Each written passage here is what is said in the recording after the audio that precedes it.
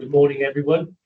This Scrutiny Committee meeting is being conducted on a hybrid basis in accordance with the Local Government and Elections Wales Act 2021, which will operate alongside the Council's standing orders. Council standing orders and code of conduct will apply at all times, and members should conduct themselves accordingly. A recorded version of this meeting will be uploaded for public viewing as soon as possible after the meeting, and the Welsh translation of the proceedings can be provided upon request. Images and sound recordings may also be used for training purposes within the council. Okay, so start with apologies. Do you have any apologies? Yes, Chair, from Councillors Harvey and Mayor. Thank you. No others? No? Any declarations of interest, members? No? Okay, so we've got two sets of meetings from the previous meeting. Page 3, and these are the minutes for the 26th of November. I don't propose to go through them. Okay. And then we have minutes from the 10th of December, which we can go through. So page 5 on those.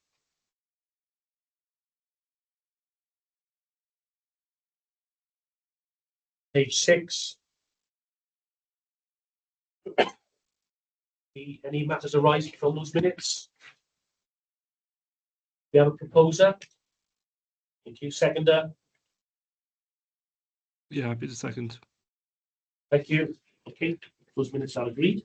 So the first bit then is the budget medium-term financial projection education.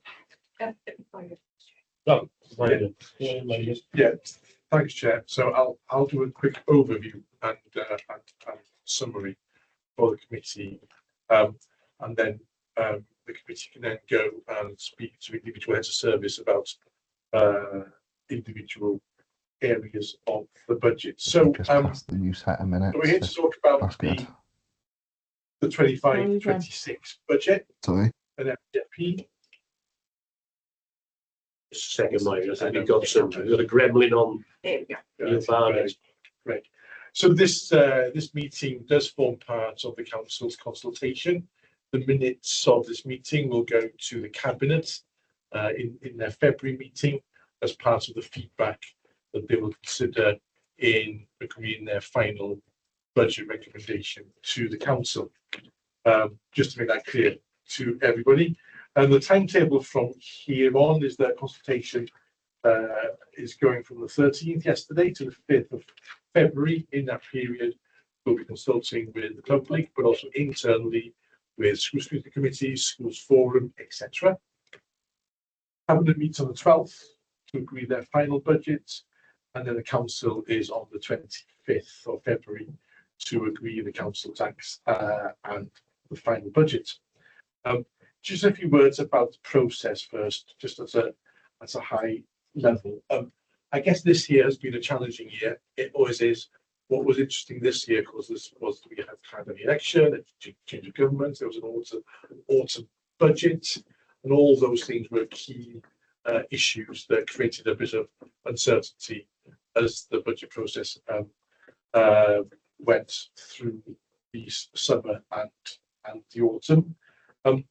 The position last February was quite challenging. It was a £21 million budget gap, but that was primarily due to a very low RSG increase assumption.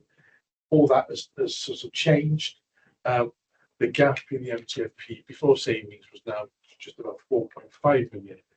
So whilst our budget pressures have increased significantly from what was assumed last February, the improvement comes about due to a very large increase in the council's funding. And that's primarily driven by the RSG, which makes up 75% of the council's funding. So that was confirmed. So it was a week before Christmas in the Welsh Government's draft budget, a £25 million increase. Like for like basis, about 20 million. That's a very large increase, one of the largest that I can remember in many years, maybe the largest. Alongside a council tax increase, which Cabinet are consulting on, of 6.7%, which adds another 5.2 million, and an increase in the tax base, that is why the position this February is very different to what it was last February. Pressures have gone up, but income have gone up by even more. So in terms of that cost increase, what's driving those? Two things. One is inflation and cost increase. The budget report explains some of the key figures there. Of notes from this committee, of course, is the increase in the living wage, because that drives a lot of our commission services. Inflation, Welsh Government funded local governments to enable that sector to pay the living wage. That was a big increase. And here in Newport, we've been able to maintain that, and the budget in front of you today allows for that to continue. That's the issue here. That drives £3.6 million worth of the cost, for example, in the commission care area. Big issue on demand, social care and housing in particular. So social care, obviously of interest to this committee. And then schools budgets, there are no savings against the schools budgets. There's an increase in the ISB next year. Currently, it's about the £11 billion mark, which covers pay cost increases, pupil number increases to maintain the funding level on a per pupil basis, and some investments in additional learning needs as well. In saying all that, savings are still required to balance the budget. The Cabinet have got a number of savings proposed, the majority of which are being implemented by officers under delegated authority. But in total, the savings package comes to 4.66 million. Some of them are on the paper, agreed yesterday by Cabinet. Some are on the papers back in November. But as I said, most of the vast majority, in fact, are officer delegated savings, therefore of the efficiency, low impact arena, which is very good. And obviously the settlements allowed that position to be maintained. Thank you, Chair. Just one question: how are we managing the increase in national insurance? So the council's this draft budget has got provision for both internal and external national insurance.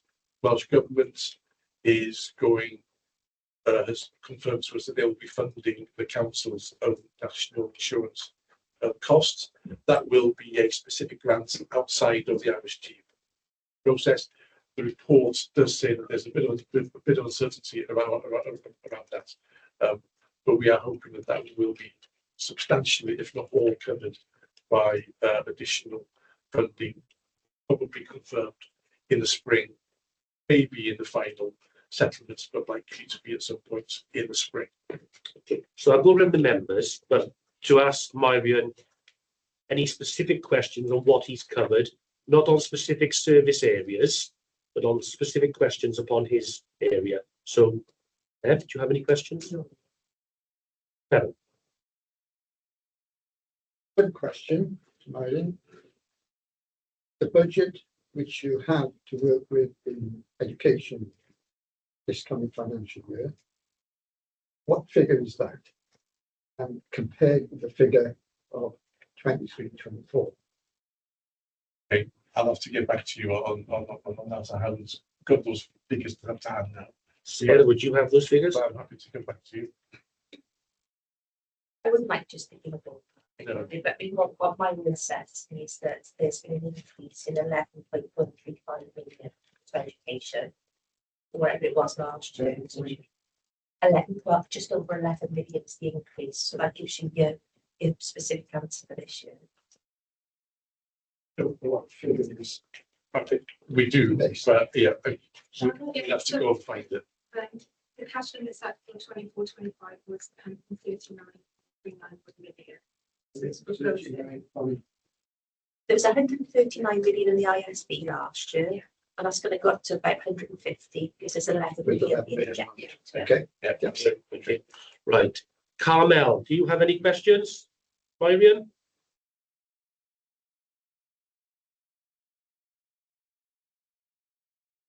Stephen? Thank you, Chair. I suppose there's both, and apologies, I seem to have an old background, which I'll get changed.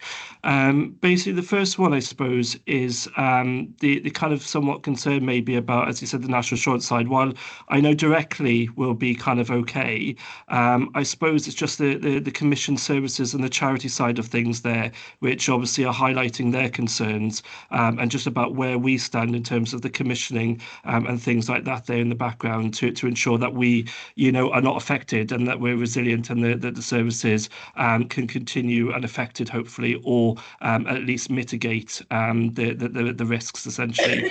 Would you be able to advise our current local situation in relation to that, Marion, please? Obviously, that will be for service areas to get into discussions with each of their major providers, be they social services, be they infrastructure. Everybody has got those conversations coming up over the next 3 to 4 months. I suppose the council's expectation is that our suppliers and contractors will do what they can to absorb those national insurance increases as best they can. I appreciate that, and I will ask a question of one of the services later. The other one is in relation to just, is there an overall kind of balance about the maintenance on buildings across the board? So like within the area, so schools as well as communities and things like that affect this area, and whether or not there will be investment before obviously it's too late, and then obviously we have to take kind of reactive measures rather than proactive measures for the maintenance of buildings across the service area. So the council's maintenance budget for its buildings is split across both the capital budgets and also some budgets in the revenue area. There is some budget investments going into property's revenue budget. Some of that is linked to maintenance, but there will not be any increases in the other headings like capital, etc. They'll be maintained at their current levels. Appreciate that response. Thank you, Chair. Thank you, Marion. Thank you. Bev, do you have any questions of Marion? No, I'm good at the moment. Thank you, Chair. Okay. Jan, do you have any questions? Just a few, yes. I'm a bit worried about the extra funding we're going to have to be paying out on the pensions, the insurance, national insurance, and there was another one as well. I did write it down. The council tax. Will that put some of the schools in deficits, or will it be a strain on some of the schools out of their budgets? So things like the national insurance, because they're public sector staff, then we are expecting that funded through Welsh governments in due course, as I said. So that shouldn't cause any issues. Okay, thank you. Okay. Trevor, do you have one more? yeah, it's about the national insurance contribution. At the moment, Myron, you've included that in the budget which we've got. So for the council's directly employed staff, we've got an estimate for that. That is coming off by funding that we are expecting to get from the Welsh Government. And we don't know whether we're going to get that, do we? We know that we're going to get something. Something. The value is unknown at this time. And it's that's exactly the same as this time last year when we were looking at teachers' pensions, where that was going up, and we were told that funding was coming. It didn't get confirmed until October, so about a month ago. So we budgeted for it, and the budget also had an expectation of further funding. So the cost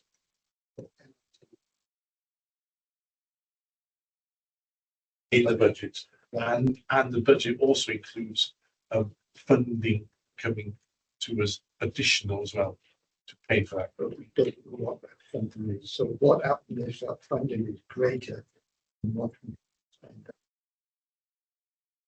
If it's greater, then that will obviously create a. I know it's nicer. It is nicer, yeah.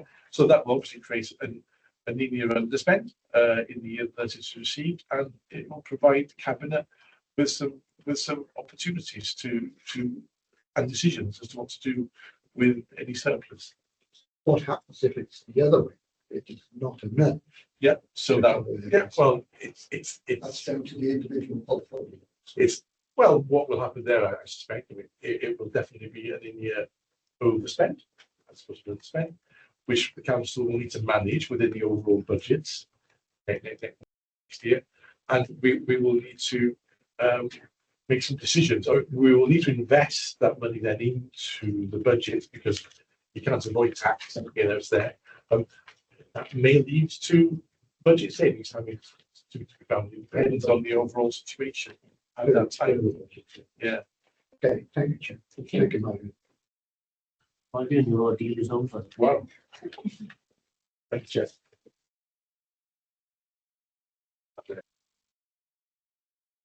Six.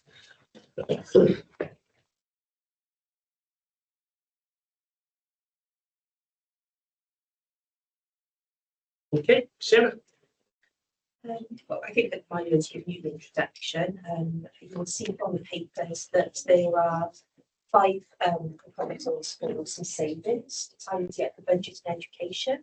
They feel very realistic. No jobs are at risk within that set of proposals. But more importantly, what you'll see is 12 investments that are linked to the overall 11.135 million into education this year, which is really pleased about. If you have any questions. Stephen. Yeah, thank you very much, Chair. It's just mainly looking at basically with the increase of money for schools, how do we compare to other Welsh councils, and whether or not that the investment addresses educational outcomes, and again, any backlog of maintenance that was in the long run, and how we're addressing that, please. Thank you. There's 3 parts to that answer then, Councillor Marsh. I'll address the last one though, because this isn't linked to capital investment. It's this additional 11 million. That would be in a separate budget that my room will be able to talk to you about potentially Greece. In terms of how we compare to other Welsh local authorities, I'm aware from incidental conversations that there will be budget cuts with investments into education across Wales. But because cabinets meet at varying times, I will be unable to give you a good piece of solid evidence around that. That would need to be tracked, wouldn't it? So that would be unreliable for me to talk about that here. Sorry, there's another part of your question, Councillor. Oh, standards. Everything supports with standards and well-being, doesn't it, in pupils? It's very hard to define whether a specific amount is going to make a difference. So it's not something reliable I can give you there. Our schools do very well with the current level of funding they have in terms of pupil attainment and well-being. Everything helps, doesn't it? Yeah, Councillor Marshall. So I just pick up the capital maintenance. So to speak, we've got a capital maintenance budget, an organisational wide one. We prioritise that maintenance programme. No surprise that pretty much all of the priorities of most of that money is taken up by school estates across Newport.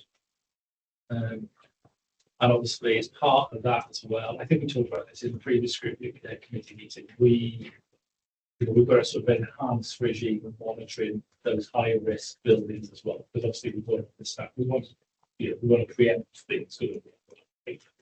So that's really on that. We also get an education capital grants on an annual basis. We often don't know about that until later in the day series a week. So that obviously all that goes on to school programs. I suppose on top of that as well, we we've been really successful in Newport in accessing decarbonisation funding, and schools have, been pretty heavy recipients of that as well. And obviously, what that does, because a lot of that is around things like PV and air source heat pumps, that alleviates some of the issues that we have around boilers, heating systems, and also, we tackle some of the roof issues that we have at the same time. I don't want to paint an overly rosy picture, because obviously the school estate and the estates in totality is a significant challenge, as there is for pretty much every other local authority. But that's our approach. Thank you very Stephen? much. It was actually going to lead on to the decarbonisation and about what investment we put in terms of the capital side. Effectively invest save, isn't it, to put in with things like boilers and stuff like that there for the long run to be energy efficient, but also reduce costs where possible. So I do appreciate that. I just wondered, is there any other kind of areas within the capital side that we're investing in order to try and save money? That's a big highlight that you want us to be aware of moving forward in terms of tackling issues, with the extra pressures of a higher younger population, etc. will obviously bring us. Right, okay. So I suppose two things, specifically in relation to education. Obviously, the strategic outline plan for the rolling programme has been agreed, and that is meeting primarily of demand in secondary school, but plus some additions within that. The broader work around assets, Council Marshall is reported through their Place and Corporate Committee. So I think we could probably provide you something from that. We've got a wide ranging programme.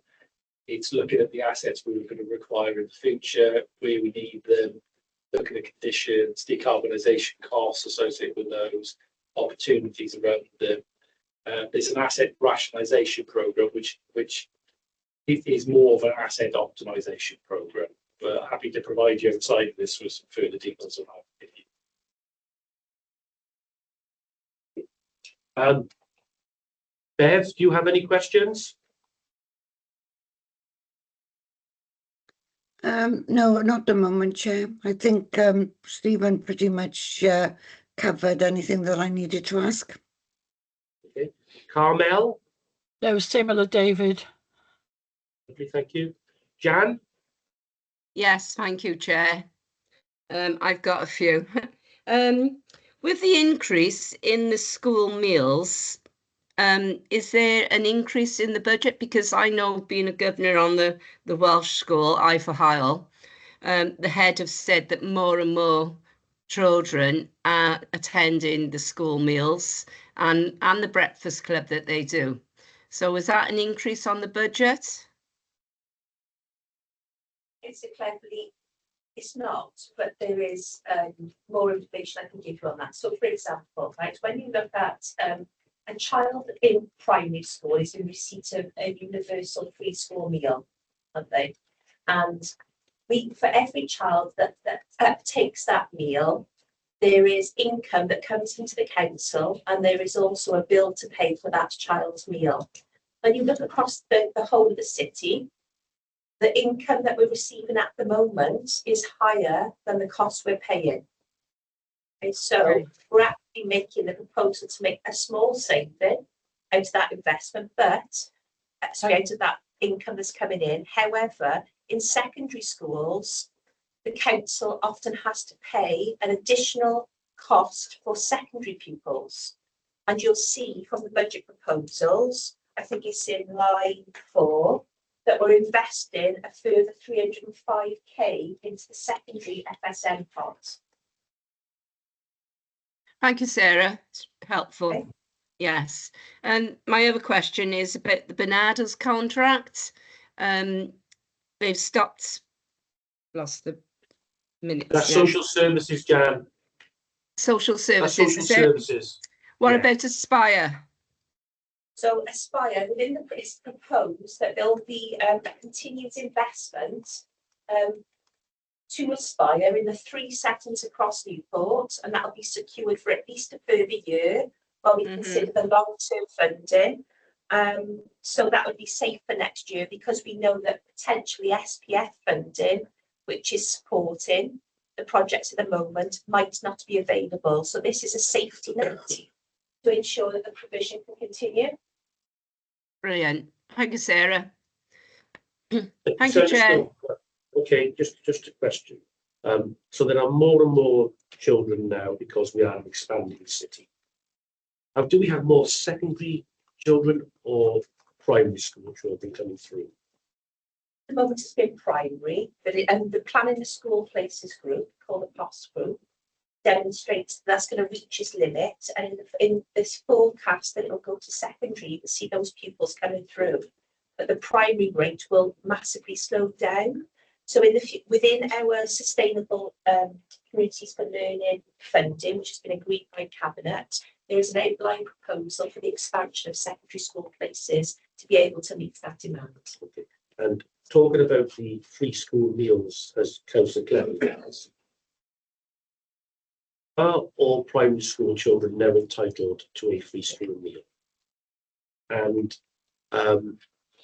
you obviously pay a cost for it every year, which you'll say you are got a profit at the moment as such. Yeah. So if more children come forward, that profit will reduce from the primary school age. You know, if more children come forward, the income and both the additional money that's left will become greater and will allow us to get investment elsewhere. So the more you get, the better it is for us and the better it is for individual children and families. Does that because money comes from Welsh Government down to you? It is. What I should say about that though is that's something we have to keep a careful eye on in terms of our budget. So you're constantly looking at, is Welsh Government, the income that's coming in, is it the same level? Because potentially it could drop or it could rise. So you have to keep your eye on that. And also the associated costs with giving that meal. So it's the balance. So that's what our budget monitor is about, isn't it? At the moment, it feels comfortable. Okay. Deb, do you have any questions? No, thank you. Clement. Yes, I do. In regards to education as a whole, what consultation have you had with other cabinet members and portfolio? The impact of the decisions which they're making, what impact is that going to have on the education? First of all, have you had consultations with other cabinet? But if I just think, So if they make a decision, Yeah. it then possibly could affect education. But you know, let's say school transport. They make a decision to reduce it or increase it or whatever the case may be. How is that going to affect? There is, Have you had consultations with them? yeah, there are secure cross references throughout the budget, but this is a budget process, isn't there? Which would have began, gosh, very early on in July. So heads of service would have had the problems around cross-service working, and when you think about transport, that's a prime example, isn't it? Well, that's only one.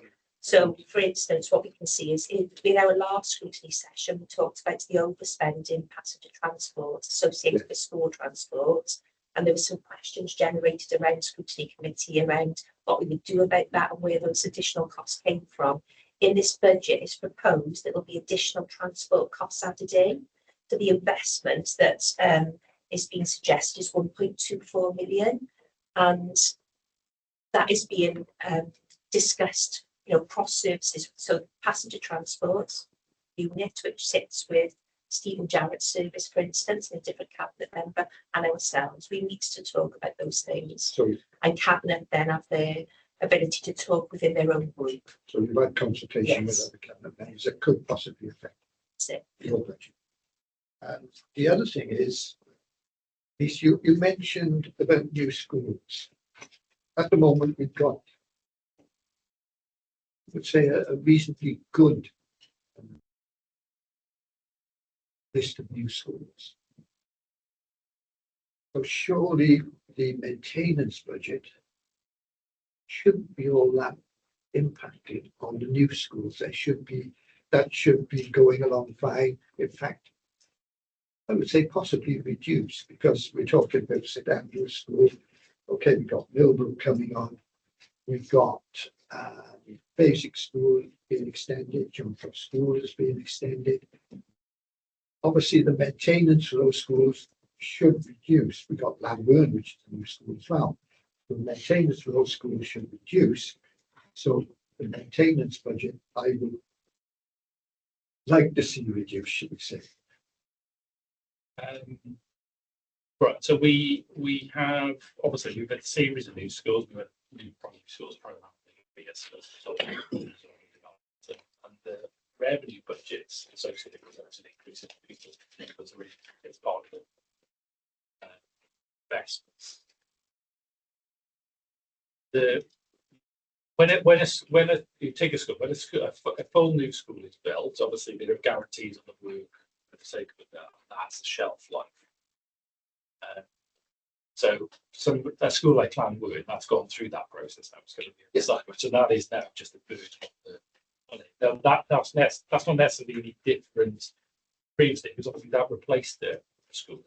So we didn't increase the burden is not as great as it was prior to the for a period of time. However, and there is a big however, one is obviously because we're a growing city and the school population is growing, we are continually increasing the size of the estate. So I mentioned to Councillor Marshall asset rationalisation. Well, it's more optimisation, and we make the best use of the assets we've got. So actually, we grow in the estate. That's one thing. Secondly, the capital maintenance budget, it went up last year. I think it was a £250,000 increase. It stayed the same from 6 or 7 years prior to that. Now, obviously, that's been eaten away by two things. Well, three things. One is the expansion of the estate. Two is, although taking points, when it's a new build, there's a bit of reduction in pressure there. Inflationary pressures in the construction industry, because the cost of doing things is not the same as it was 6 years ago. And three, the requirements around statutory testing, so things like asbestos, fire doors, fire systems, electrical systems testing, that's increased significantly over the years. So actually, it is, it's a bit of a juggling act managing that budget across the estate. So even when we've got a new school, which is great for a period of time, at some point that is then going to become a burden on the maintenance budget.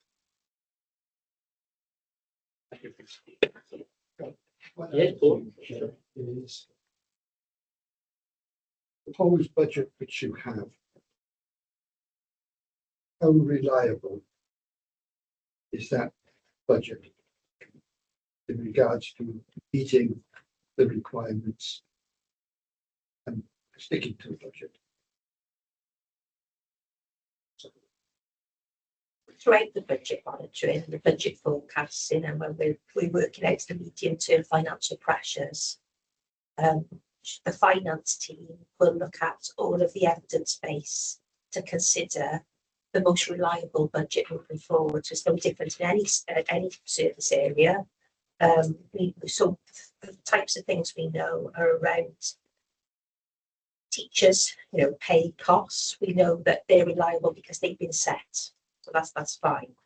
Okay? But there are other things which are best estimates in terms of out-of-county places is a good example. So there's over the years, out-of-county places have not just gone up by 5% every year. It tends to go up from 12%, in some cases 25%.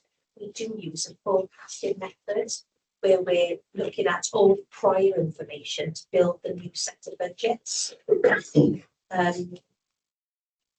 So it's as reliable as it is every year. We do our very best with all of the information we've got. Things do happen which are beyond our control and beyond the things that are known at this present time.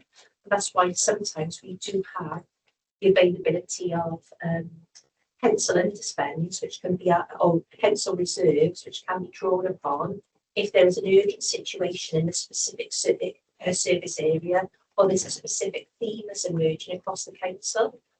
But there is a strong evidence base in triangulating evidence to reach the budget for it to be reliable. Otherwise, obviously that would, and Myron will be able to answer that question perhaps a bit more. But what Sorry, Chair. What is your biggest concern in regards to the budget as it is? If something, what's the thing which you're more concerned about if should happen?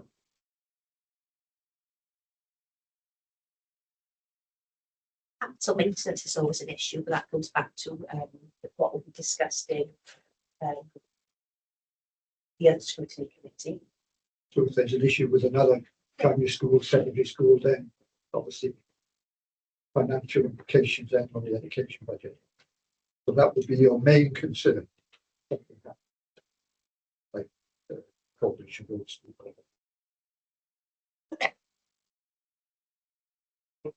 Any other questions, any members?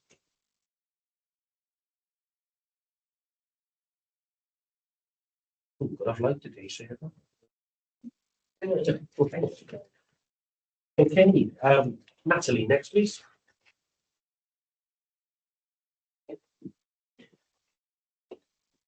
We're going to take us through children's services, Natalie. Yeah.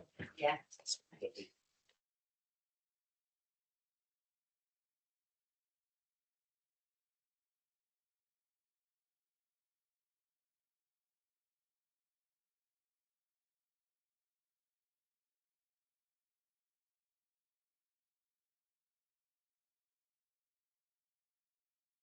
Okay, as you can see within the report, there aren't any saving proposals that required consultation for children's services. The savings that were put forward were within delegated responsibility and don't necessarily have a direct impact on service delivery. So I'm fairly confident actually that the savings put forward will be able to absorb within our existing budget.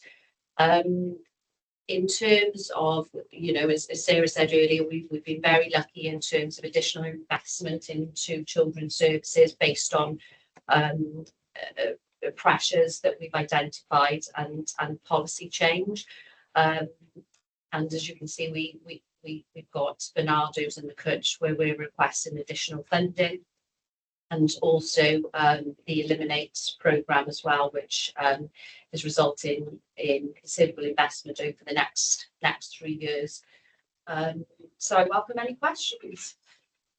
Okay, members, over to you. We start with Bev this time. Nothing from me, thank you, Chair. Okay, Jan. Yes, I was muted then, sorry, Chair. Yes, what have we got? Springfield and Parklands.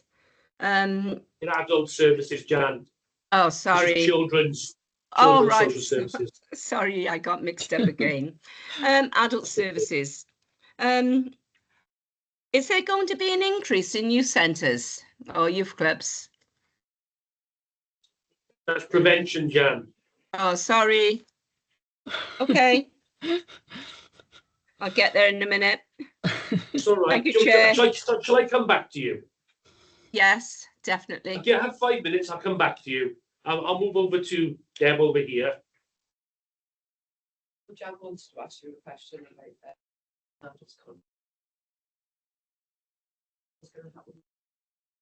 Yeah, so the Bananas contract has recently been renewed, and so we will be extending, or we are extending that contract. What we've been able to do over the last couple of years is invest money into Bernardo's through the Radical Reform Grant that we acquired from Welsh Government.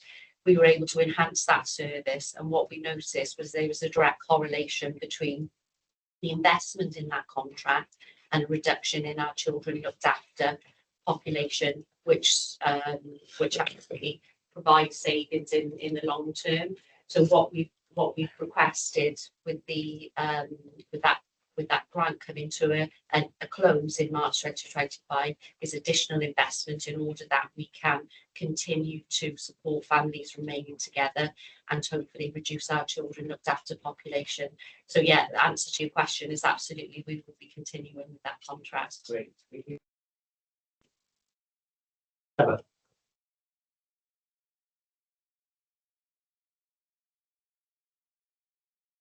social, This is children's services. right. I'm concerned about children's services, respite care.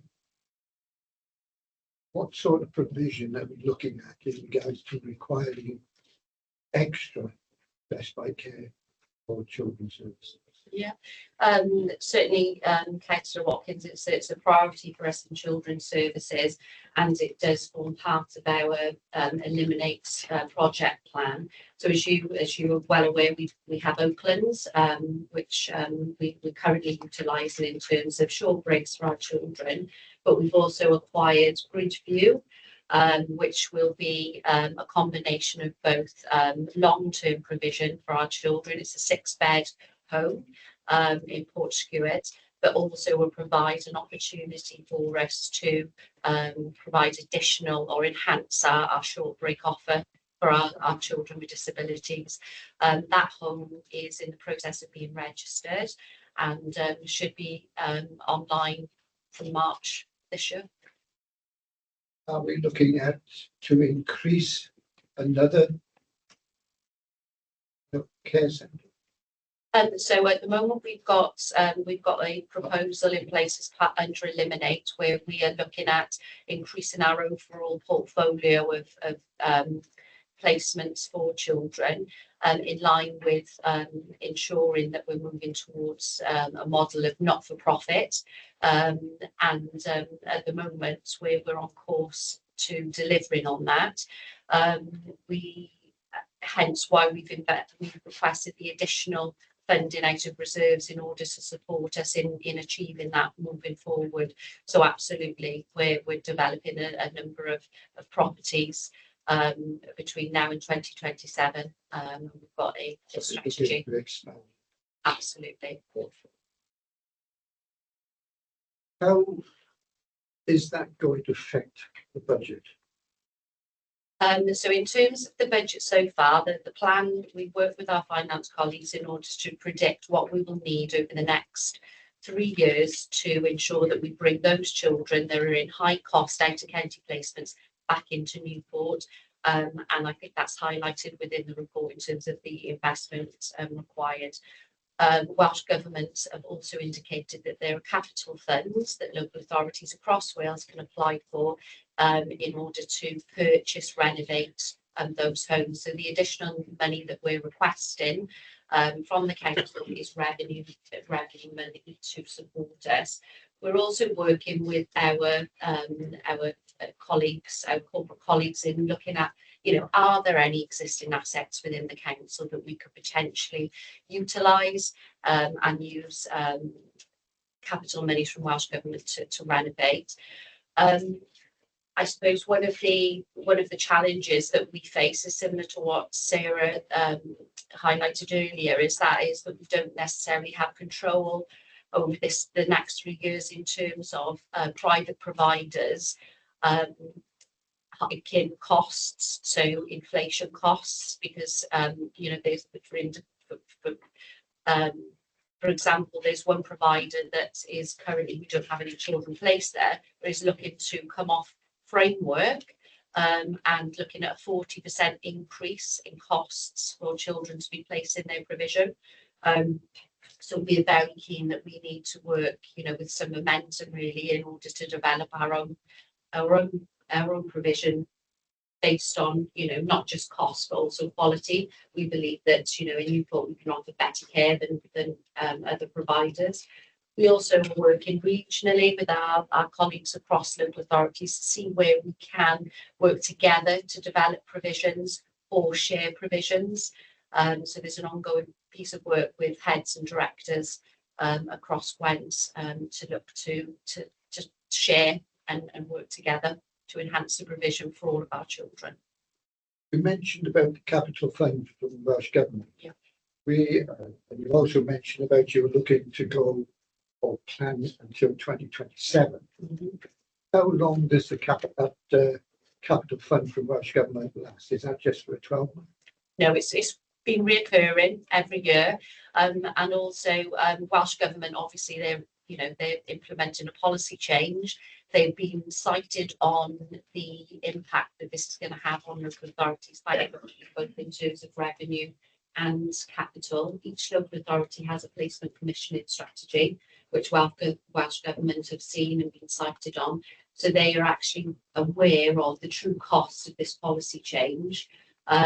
So absolutely, that revenue we've been advised at that capital we've been advised should be made available to us.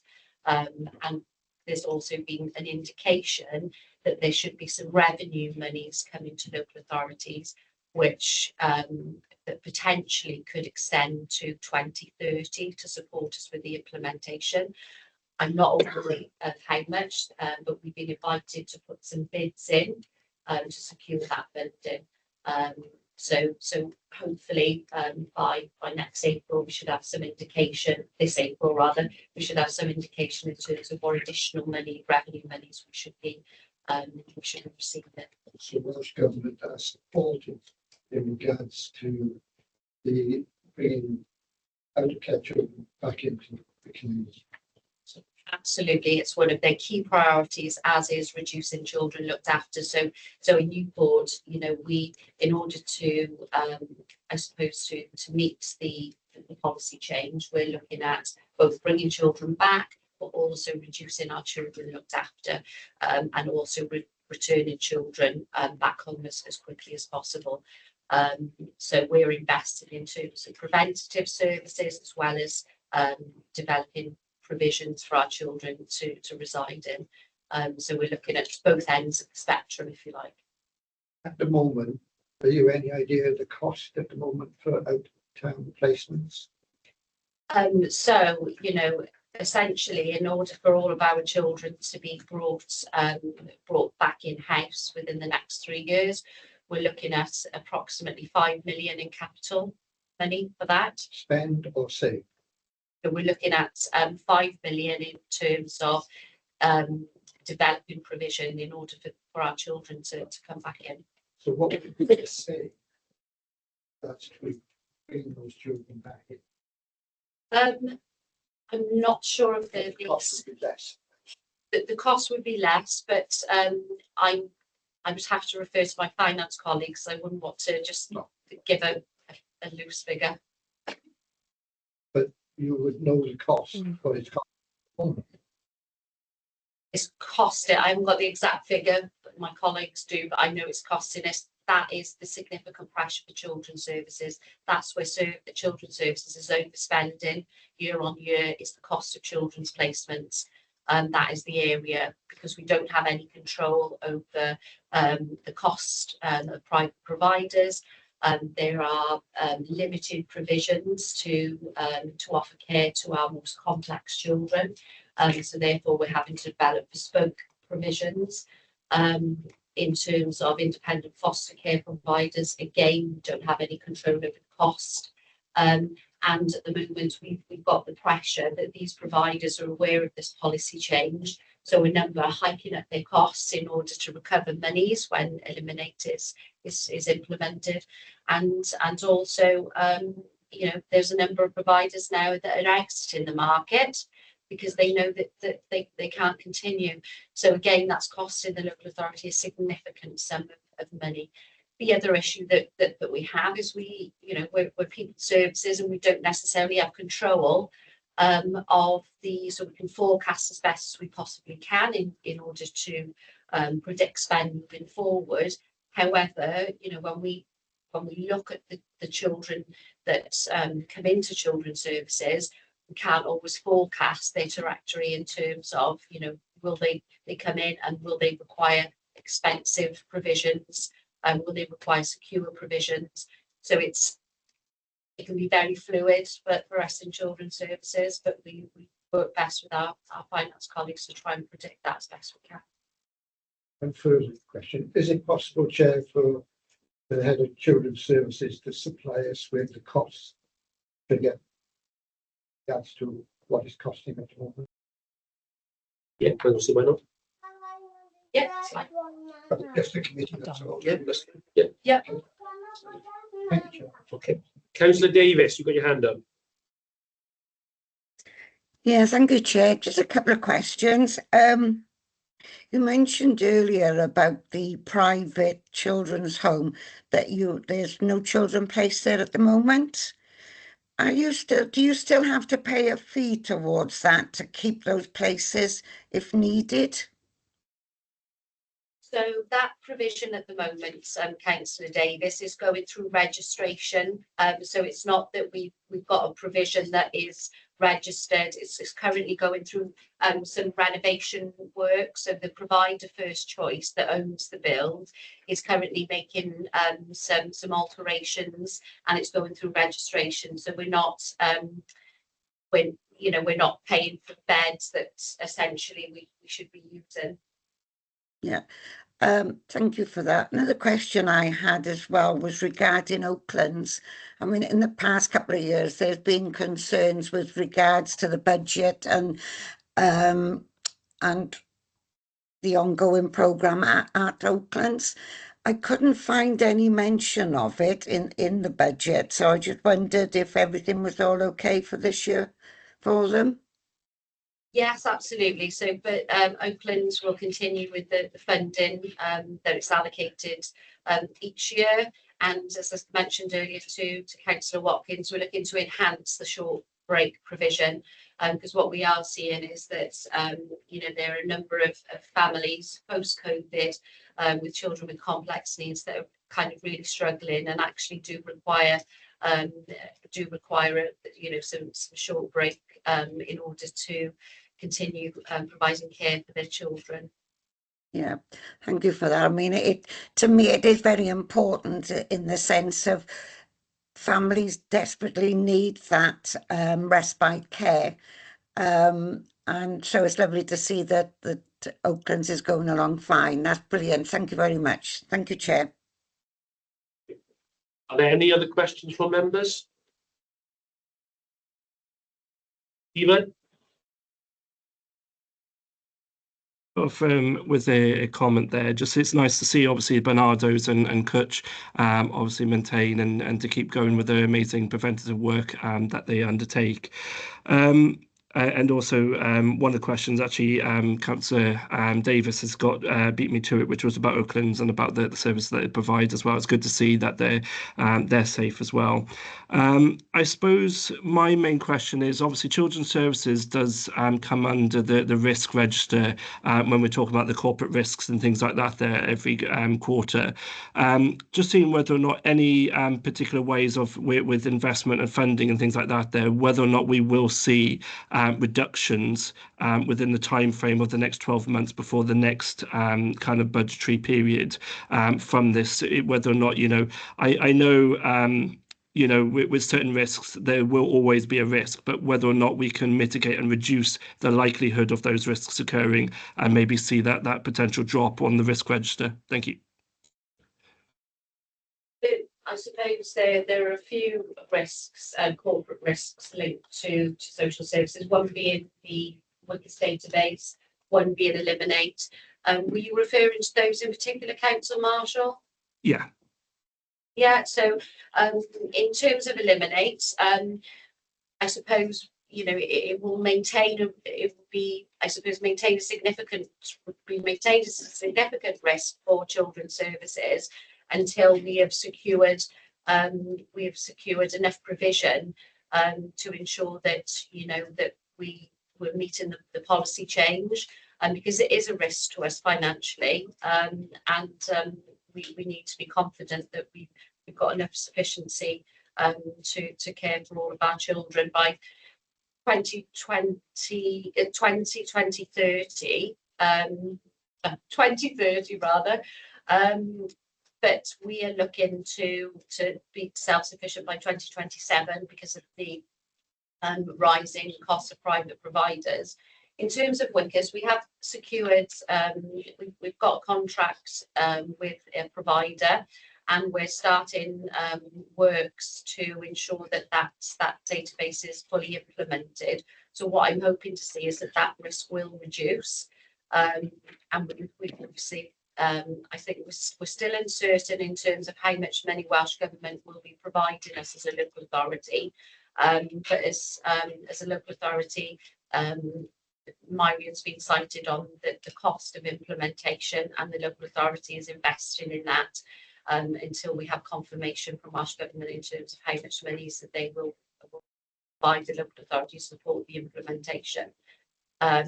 But I suppose until that's fully implemented, it will remain a risk, because the client database is significant for a number of areas within social services. Thank you. And it's one of those things, obviously, we're funding WICIS, obviously, with the time frame that we have, obviously is a concern, but whether or not we have that investment and monies to put into it, which is, vital for the authority not to be hit as such when it obviously kicks in. I suppose one of the other areas is just about how we're looking at whether or not we're sustaining services, or whether we've had the mind frame to be able to have that look and consideration of transformation, but also looking at any expansion of services like prevention work. Is there anything in the pipeline that is being considered in terms of that now? We're not necessarily considering cuts, but also is there headroom to start considering, not that I'm saying the pie in the sky, but just the kind of things, is there projects that we can start looking at now where we're in a little bit of a safer position in order to trial, to move forward, and to test to see whether or not in the long run it'll be beneficial for us. So, Councillor Marsh, just to let you know, it is a challenge to think in those terms, having the capacity to do that. However, we do have an away day planned for the whole of social services within January to do exactly what you just described there, to think creatively about how we can reshape services, redesign services, make them fit for purpose for the future, but also look at things, other areas of services that we want to transform, other new projects that we might want to bring forward. So we have got time in the diary to do some of that thinking, and what will come out of that day is we have these transformation ideas, but then we have to put a business case forward to the executive board to invest in the capacity needed to take those ideas forward. So we certainly have time carved out to start that thinking. That's great. And I know Newport has been one of those places that have been really innovative over the years. So it's really good to see those projects happening. I suppose it leads on to just say kind of mostly reassurance maybe about because obviously with Bernardo's and the linking in about how they may be affected with the national insurance and things like that, their costs, and about how they do services, whether or not it's the kind of same as normal, or whether or not we may have any services impacted, or whether in time there may be extra monies placed in order to just make sure that we're doing what we can, to have that sustainable service, but also again to make sure that we can expand as and when needed. Yeah, so in terms of the national insurance contributions, as Myrian mentioned, we're currently having discussions with Bernardo's in terms of, I suppose, that they're well aware that they need to look at additional funding in order to meet the national insurance rise. So we're just having conversations with it at the moment. So it would be difficult to kind of answer that question at this stage because it's early days, Councillor Marshall. But Bernardo's is a service that we continue to invest in because we see the importance of what they bring to Newport in terms of the preventative arm. And I know obviously they come with investment too, and I know they contribute quite a lot towards it as well. So I do appreciate that in that side, and it's just to kind of I suppose it's just to make sure that we can sustain that service in that regard. Basically, this morning, actually, I was reading about charities generally. I'm just wondering, with any of disabled young people, anything else like that, any other services that come from other providers potentially, whether or not we may experience well, I can't think of another word, apologies, but off-board and, off the books of them. And then would we be picking up any of these young people or anything else like that there that may be elsewhere, because the fact of they can't afford the current situation, and there's deep concerns within some organisations and charities within relation to this to try and balance the books? Will we see any ramifications here locally, do you think, or is it kind of just more of a concern in England? What's your kind of vision at the moment? I think you're right to point out that the voluntary sector are struggling, and and what we can say is certainly through our commissioning teams, any contracts we have, through the contract monitoring, that we have those robust conversations with providers about their sustainability and the pressures that they might be facing, and we will do all we can to support them. However, we haven't got a bottomless purse, and so in some respects we have to deal with the fallout out as and when it occurs, but we certainly do, through our contract monitoring process, try and support those providers.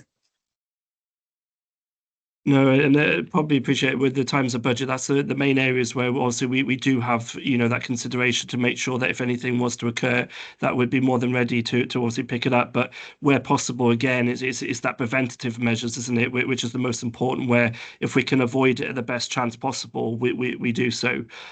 So again, I appreciate those responses and essentially reassurance in that regard, and just appreciate, as ever, the work of yourselves and the teams, and thank you very much.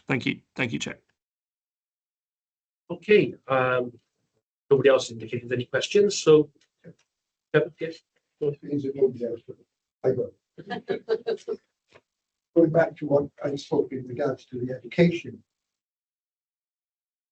what consultations have you had with other cabinet members and portfolios in regards to how their decision can affect children's social services? Yeah, so obviously we have regular consultation with preventions and in terms of, I suppose, what's the offer at a preventative level, because obviously that then feeds into children's services. So in terms of, developing service provision, there's frequent, discussion and consultation between myself and Caroline. Adult services, we're under the same cabinet member, but we have meetings with Councillor Lacey and Tanya and Mbanwi in order at looking at our service areas and to develop provisions where we can see that clear transition from children through to adults. Likewise, in terms of our colleagues in education, education's key to our children. Not just our children looked after, but all of the children, vulnerable children that we manage in children's services, and ensuring that they have the right education. So we do have regular meetings with our education colleagues. Also housing's key for us in children's services, as is adult services, in terms of ensuring that we develop accommodation for our care leavers, because essentially children very often the adults that are presented to housing as homeless, those vulnerable adults, are often children that have experiences of care, and then will be known to housing, but also known to adult services. I know that there's a piece of work that we're looking to undertake between the three areas to potentially develop some supported accommodation for that particular vulnerable group. So absolutely, working across the council, drawing on our colleagues across the council is imperative. And like you mentioned earlier, what we don't want to be doing is kind of me looking at one area of, in my portfolio and doing something that could potentially jeopardize another area. So it's really key that we work together. Two other things, Chair. One is, what is your greatest concern in regards to the now, which you possibly could meet? And the other thing is transition between children's services and adult services. Are there any issues there that you would like to raise or you've got concerns with? So in terms of, I suppose, my biggest concerns in terms of the savings and pressures, it's linked essentially to placements. That is my biggest area of concern. One is in terms of I don't know who's going to present at my front door today, and I don't know the true cost of that individual. I'm also concerned about private providers during this interim period, how much that they will increase their costs of provision, which results in significant spend for my budget and pressure for the council as a whole. In terms of the transitional work with between children's and adult services, I'm confident that moving forward, that relationship will become even stronger. We do have a transitional worker that's facing our children with disabilities that identifies children from the age of 14, works directly with adult services to ensure that that young person transitions as they should through to the correct services in adult services. I think we can strengthen that because it's for me, it's not just about children that have a diagnosis of a disability, but it's those that experience significant trauma in their childhood that then may need interventions from adult services, whether that be linked to exploitation, whether that be linked to mental health. And I certainly, and I can speak for Mabanui as well, that is something that we have a focus on, and the head of corporate safeguarding is also championing that moving forward. So absolutely, it's a priority for us. Okay. Thank you, Nat. Thank you, Chair. Okay. That's it. Thank you very much. Just a note for our committee, I have noted Councillor Watkins' request for the activity. Yeah. Mabanui. Any questions for? Yeah, it will be for everyone. Yeah. Not just. Yeah, I will not quite yet, but I will in about 10 minutes. So. Good. Okay, for Daniel. Thank you very much. Hiya. Thank you very much for the opportunity to come and speak to you again this morning. So particularly about the MTFP proposal that's in the pack. So that is our proposal to change short-term care beds into long-term care beds, and that is really an income generation proposal. And I just wanted to say at the outset really that we're really proud of our internal provision in Newport for adults. They consistently deliver really good quality support for people in the community. They consistently achieve positive inspections, and the managers and the staff in the home I think deserve accolades for the support that they provide. So in relation to the proposal, wellbeing objective 3 in the corporate plan is all about delivering social care and community services of good quality for Newport. And we consider this saving proposal would enable more people to have good quality care where they've got longer term needs and generate some much needed income for the council for all the reasons that Marion and finance colleagues have outlined this morning. So I'm happy to take any questions regarding the proposal. Yeah, do you want to go first in this one? Where's your question? So the short-term care, the short-term beds, I know there's pressure on respite beds. So how are we going to look at managing this? So at the moment, there are 26 beds overall in Parklands. So 15 of them will remain for short-term use. So those will continue to be for people who require short-term reablement in the community. And in terms of Spring Gardens, I'm sure you're already aware that it's a 33-bedded care home. So we're proposing to change 2 of the beds from short-term into long-term. So 2 short-term beds in Spring Gardens was a pilot. And in all honesty, in terms of the pilot, we've considered, is a care home the right place to actually reable people in the community? And we consider that actually there could be other uses in the future, as Tanya was saying, in terms of our planning, where that would be better suited rather than in the care home. I think what we tend to find is if people go into care homes, so we're trying to support people for as long as possible at home. People have got more complex needs, and at the point that they then require a care home place to become their home, it's actually, yes, we'll re-able people as far as possible in that provision, but quite often people have longer term needs. So we will continue to re-able people as far as possible, even despite the change of use, if you see what I mean, because there's no implications to staffing. The staffing have the same skills that they have now. Hope that gives a bit of assurance, Councillor Jenkins. Dan,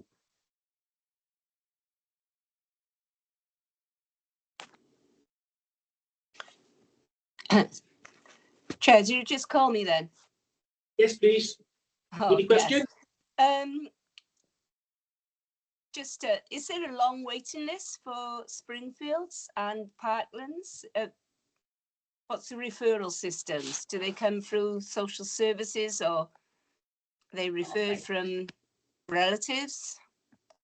Thanks, Jan. So in terms of our waiting list for Spring Gardens, so as I said, that's a 33 bedded home. We don't actually operate a waiting list because it's extremely popular. So quite often by the time that a vacancy becomes available, and obviously it's people's homes, quite often by the time a vacancy becomes available, people's needs have changed and things have moved on. So what we'll do then is consider at that point when a vacancy becomes available, we'll work with commissioners and social work teams and others to explore who's best suited to that. And just to say that we would never consider cost and people's contributions as a way of determining people's needs. We would always look to the person who had the most need for that support service. So we don't operate a waiting list in terms of Spring Gardens. In terms of Parklands, referrals can come from the hospital, they can come from the community. People, individuals can approach for a conversation with the manager as well. So the management of that home has the responsibility to then undertake an assessment to see if the person is suitable for that provision. So as of yesterday, we did have a vacancy for a Parklands short-term bed, but not for any of the long-term beds. And our other provision, Blind Pant, is also routinely full as well. So just to give you that assurance, and that's why we're looking at the longer term provision, because as people's needs become greater in the community, as we know from demographics that there's likely to be an increase in our older population going forward, we're going to require more beds that we can use for longer term. But also, if people come into those homes and it's quite clear that actually, they could manage in an extra care facility or in their own home, we would certainly, utilise the skills of the staff to enable people to be able to come back out of their homes into the community if that seemed to be the most suitable way forward. I hope you could hear me then, Councillor Cleverly. Yes, thank you very much. It's lovely. Thank you, Chair. Bev.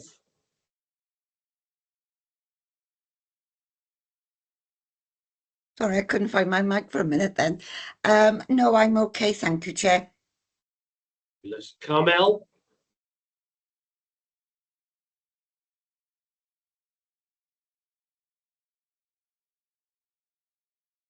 Trevor. Yeah. Chair, I'm rather surprised in regards to they're looking to change Parklands to 26 bed to reducing that those beds to permanent, because NHS and hospitals continue to say that they get bed blocking, they need to come, patients need to come out back into the community. And I remember it well when I used to visit Parklands. It was a step up, step down system, which was very good. And I would have thought there's a greater need for that because of the bed situation with hospitals. They need to come out of hospital when they're able to do so with a limited amount of care until such times the care package or the facilities are in place. So I'd like to know your rationale for doing this to make it, because it's needed more. I think you're absolutely right there, Councillor Watkins, and what you've asked, and I think that has been, the challenge, the proposal, and the dilemma, because there's demand for both. So we are looking at a situation where there's demand in terms of short-term provision, and you're absolutely right that there's been a lot of business continuity in terms of the health board over the winter. There's a lot of pressure in that regard, and what we've done to address some of that is enhance the community reablement offer. So we've had some money from Welsh Government in terms of the 50-day challenge, which you may well be aware of. So we've had a significant investment over the next few months to invest in reablement, and that's been targeted at the community reablement. So I think in terms of our longer term plan for adult services, we would certainly going to continue to work with the health board on, which services are required in the community, and to plan for additional provision if that's what's indicated. I think it's worth also saying that we'll be in conversations with the health board to say, what do you require over winter? Do you require long-term care? Because there are people as well who need to be discharged from hospital, and there aren't any care home provision for them in Newport. So there's that as well. So it's trying to plan for both of those things while also considering the challenging position adult services are in and what we are funding. So 11 of the beds in Parklands are solely funded by Newport Council. Now, as you said, pressures on the health board are pressures on the health board. Yes, they impact on us, and of course our pressures impact on health. But are we saying as a council, well, actually, if the pressures are huge in the hospitals, then you may need to flip some of the resource in the community. And actually, well, you've anticipated exactly what I was going to say there. You are able to potentially block book. You are able to potentially, and I don't like talking about beds in this regard because it is people's homes. But the health board, if it's their responsibility, they are able to say to the local authority, well, you've got that provision. We need that provision. Actually, we would, fund those beds to give you some much needed income generation. So it's planning for the future and thinking, what do we need for our population? It's the concern that we are hearing from commissioners and social workers saying there aren't enough longer term beds for people who need it, either from the community or from hospital.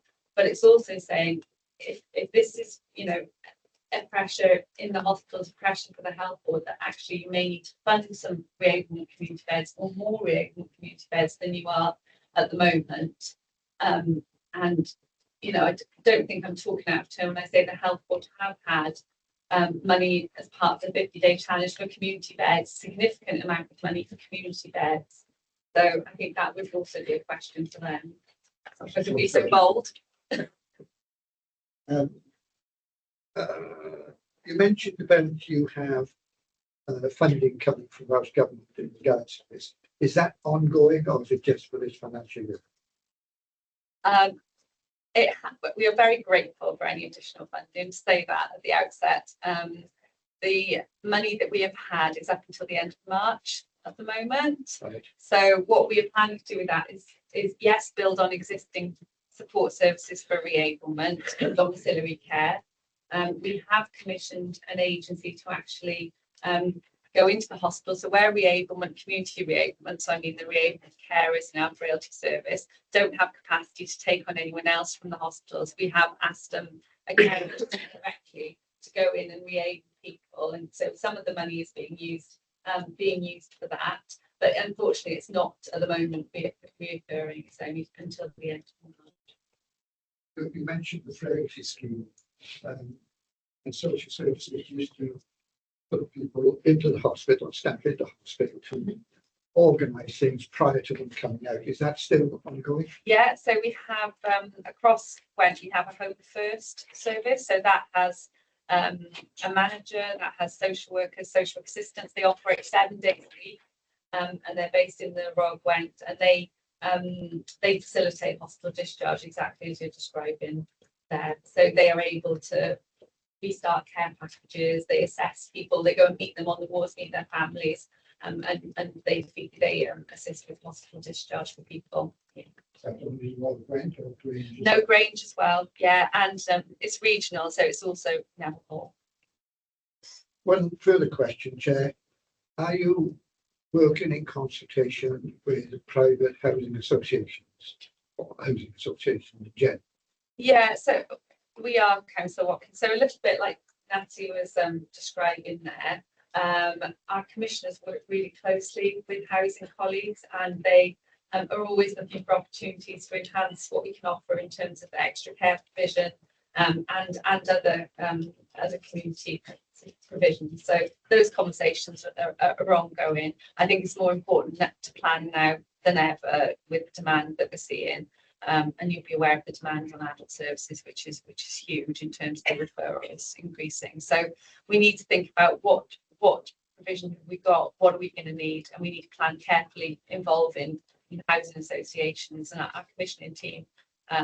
Always willing to have conversations with new housing providers or potential new housing providers, but they have ongoing, well-established relationships with providers that we use on a regular basis. So the housing associations amenable in regard to that, because obviously there is such a demand for social housing today. I wonder whether they're, say, forthcoming in regards to supporting social services. I think the greatest demand, I'm sure, I don't want to speak for the housing colleagues, but some of the demand around temporary accommodation and single people. So I'm sure that they would be amenable to working with us if the right support is in place as well from us towards them. If they feel that there's housing with support as well, options I think need to be explored further.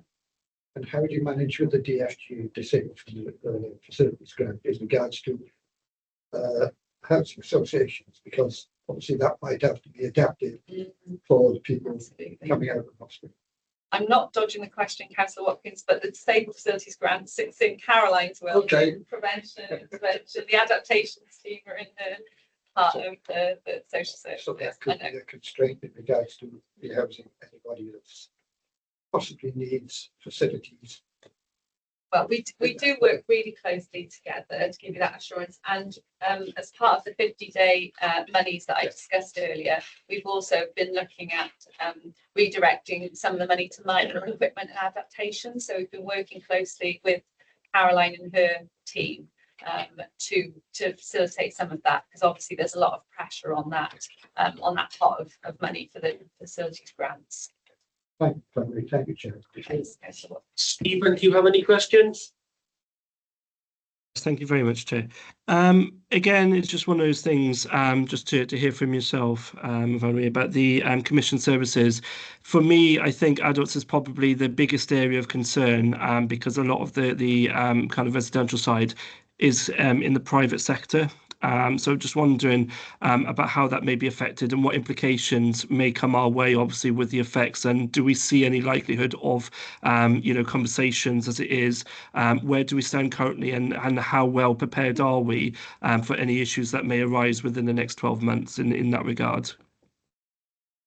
Thanks, Councillor Marshall, for that question. So I think it's worth saying that we do, have a process where we engage with providers throughout the year, and certainly the commissioning team have been going out, speaking to providers, spending time with providers to understand the challenges.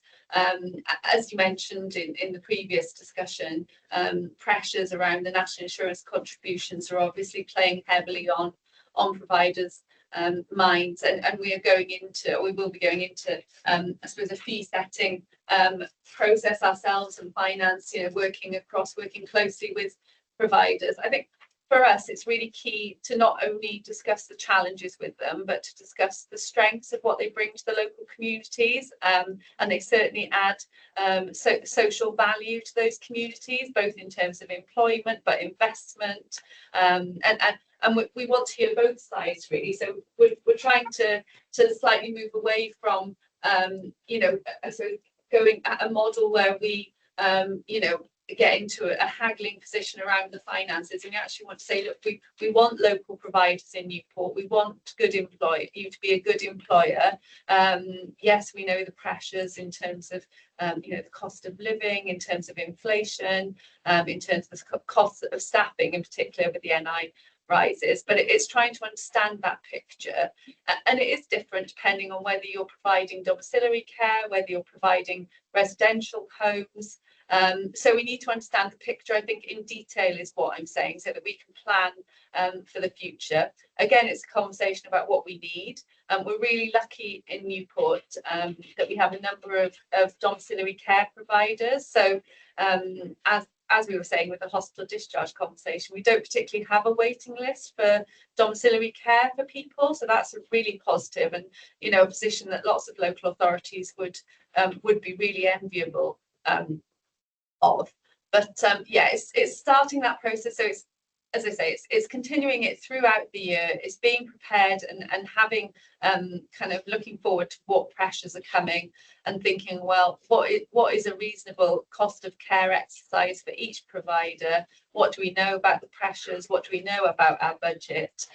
Meeting with them to understand their strengths and their challenges, and then using the proper processes and procedures to do the fee setting, if that gives you some assurance. But there are pressures around, particularly nursing homes, particularly, good, I suppose, kind of good quality provision for people around nursing home placements, which is obviously something we're unable to commission ourselves because you require nurses.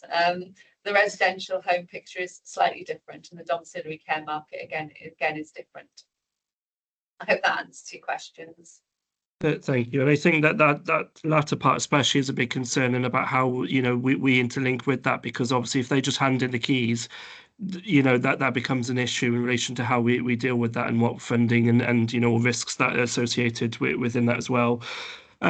I suppose my next kind of point is kind of collective around the fact of maybe cultural shift or cultural change, and about how we look at adult social care, because I know we talked about like the technology and assisted technology and things like that there. So we're trying to have that shift, which is moving away from saying 3 hours of domiciliary care down to 2 hours, for example, or things like that there, and technology to open curtains and all different things that they're able to do, and about how that interlinks with basically how we work moving forward, and about what we're aspiring to, considering this budget year, but also what we're aspiring to moving forward with the funding, and what we're looking to moving forward. And I suppose that kind of interlinks about how we perceive the workforce moving forward, and the challenges that we've already experienced, and where we're moving forward in that regard.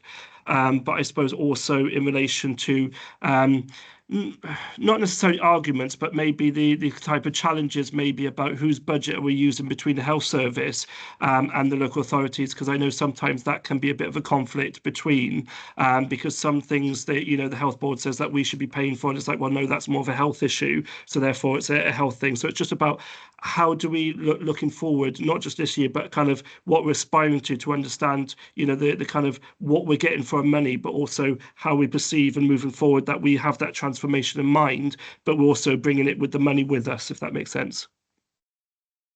Yeah, that does, Councillor Marshall. Thank you. And that's a good points around the assistive technology. I know some members took the opportunity to come down to the library and see what's on offer recently.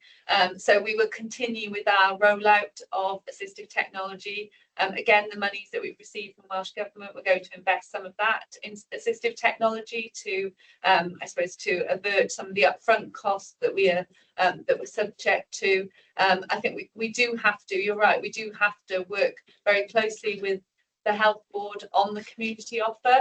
So a little bit like I was saying in response to Councillor Watkins's point, if we're going to flip resources from hospital, from the crisis end, I suppose, of provision into the community, our assistive technology offer is going to be really crucial for that going forward. And each area, we now have an assistive technology coach in adult services who's taking forward the communication plan into each area to say what opportunities do you have here. We're going to be looking for champions for that approach to roll it out in future years, and Councillor Lacey has agreed to be our champion. So we are looking at making that a sustainable way forward. I think it's worth saying here in terms of other technology that social workers and others can use. Obviously, we've been looking at co-pilot corporately as a council, and I heard the Prime Minister talking about a system called Magic Notes as well yesterday on the news for social workers, which can again save time in terms of writing up assessments or writing notes. So there's certainly the advent of technology is upon us and is with us, and we have to get on board. Whether I'm sure some of us are more comfortable with that than others, but we have to get on board with that and make use of it where we can, so that we can divert people, with skills, I suppose, to kind of be front facing and to be doing the things that we would like them to do in terms of assessing people with very complex needs. So yeah, we've got an eye on technology, we've got an eye on assistive technology for our population, and we'll continue to work with the health board around opening up some of those community offers. Thank you. And is there a vision for what we'd see in this cultural shift? Because it is a cultural shift of how, many years ago people would live with their parents, well, the parents would live with them and stuff like that. That's not necessarily the case, and that obviously brings in questions about loneliness and stuff like that. There, but is there a vision by like 2030, 2035? This is kind of where roughly we'd like to be. Obviously, technology would change miles by that point, but is there a way of seeing, like, to bring us forward in what type of workforce we need? What will our community look like? And what were the healthcare needs and requirements there? Because obviously there's a lot of complex needs. People are living longer. We have an aging population, so it's just trying to adapt all of that in to make sure that we're building on the strengths, but we're putting the money and investment in now before it becomes too late further down the line. Yeah, thanks, Councillor Marshall. I'm not sure I can answer adequately all of that. I think it is about long-term planning. A cultural shift, I think, will come as part of our strategic planning with housing and others. We need to think about exactly what you said there. What can we build in now so that as people get older, as people have more complex needs in the community, actually they have kitchens now that can go up and down. There is so much equipment out there for people to enable people to remain in their own homes. And our long-term planning with housing, with others, with our other colleagues, will support that approach. But yeah, we are beginning to think, well, how could this look?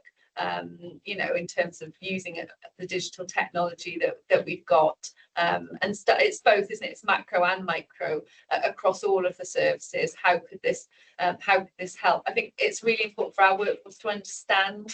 And get comfortable with using some of the technology that's there at the moment, but also having a strategic vision, as you said, for the future. If people want to remain in their own homes, how can we design provision which is actually going to be long term for people, so that they can, as their needs change, it can be flexible and adapt to them, really.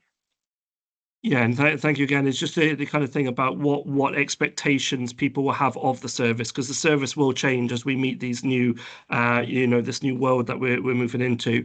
So it's kind of how the wider community, what they see of adult services and what it is that they can provide, and that understanding. Because I think there's still a misconception about what they can provide to this day, but about what they'll be able to provide in the future will be completely different again. So it's taking them on the journey, as well as those within the service. So thank you again. Chairman, do you have a question? Yeah, and a comment really on what Councillor Marshall made in regards to IT, within the care sector. I think we need to use it to the best of our ability and the ability of the individual concerned. I was under the impression that Welsh Government were bringing in legislation about profiteering care facilities. Is that still ongoing? And if so, how is that going to affect? So there, at the moment, there has been a balancing white paper, which is around, a big part of that is around commissioning. So it's around, you know, people looking at services they need, a little bit like we were talking about earlier about the long planning for the longer term.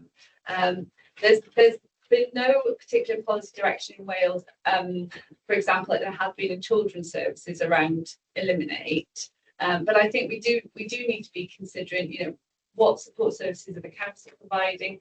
There are some very good private providers out there, but a little bit like the policy agenda in children's services, nobody would want to see people profiteering from care needs. And CIW, our inspectorate, do look at financial sustainability as part of their inspections. They expect if you are running a care home, if you are running a registered service, that they are financially viable.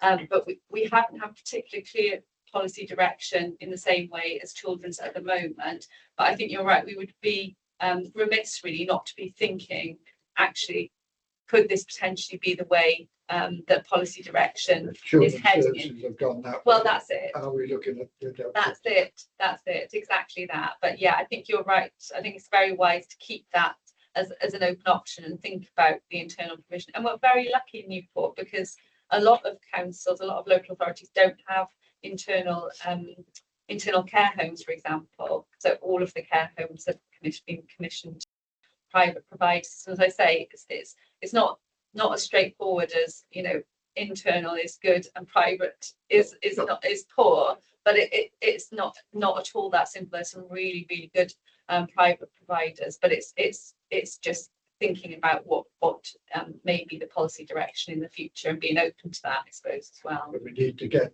value for money wherever we. Of course, absolutely. Yeah, Thank you, Chair. definitely. That's all I've got. Okay, so there are no further questions, as was indicated, so thank you very Thank you much. very much. Thanks. Finally. Caroline.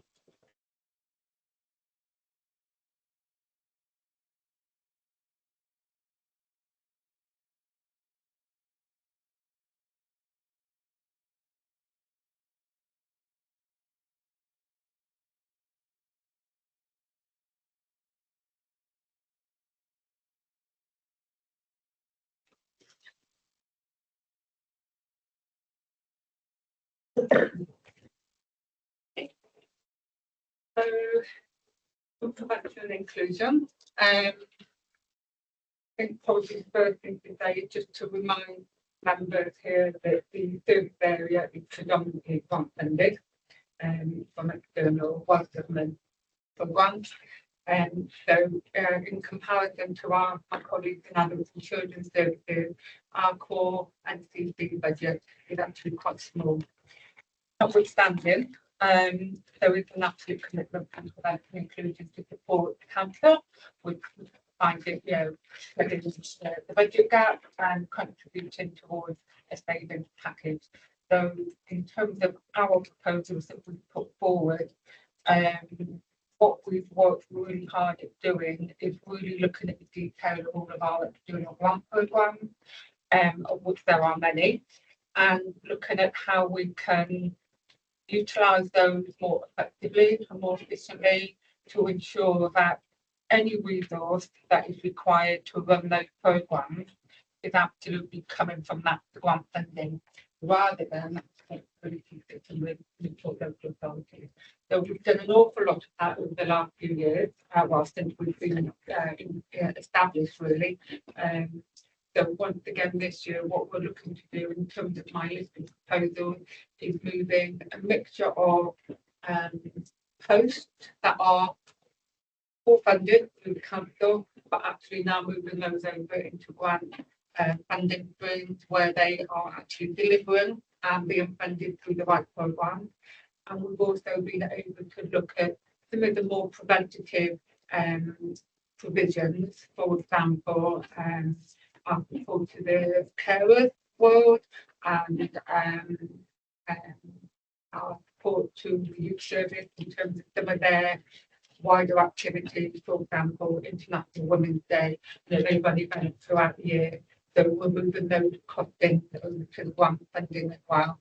So they're just a couple of examples of really what we're trying to do. So with all the proposals, there is no implication for any service reductions. There is no implication for any staff redundancy. So it's fairly straightforward. As I've said, the overarching principle is really looking at maximising how we utilise what government wants and be really, really efficient and sharp about what should be coming out of those funding as opposed to the local authority. Thank you. Right, Stephen, we'll start with you. Sorry, thank you very much, Chair.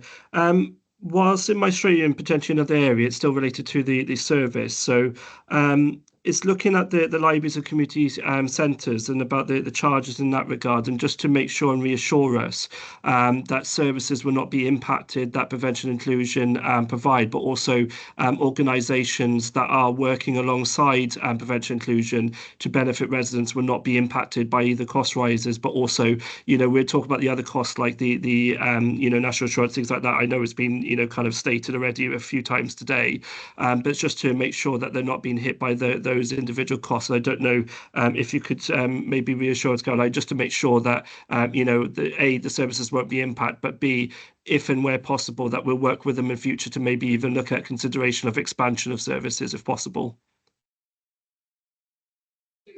I mean, it's very similar to responses we've already heard from my colleagues actually in the family. We are having the right discussion with the right provider in order to mitigate any of those risks.